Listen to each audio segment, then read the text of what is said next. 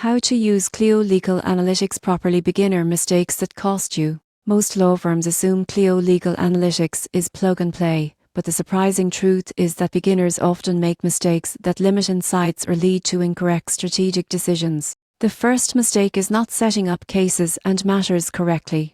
Analytics depends on accurate data. Beginners who misclassify cases or fail to enter deadlines may get misleading reports. Another common error is ignoring historical trends and benchmarks. Clio offers insights on case duration, billing patterns, and outcomes. Beginners who overlook trends may misjudge performance or billing efficiency. Many users also fail to segment data by client, practice area, or case type.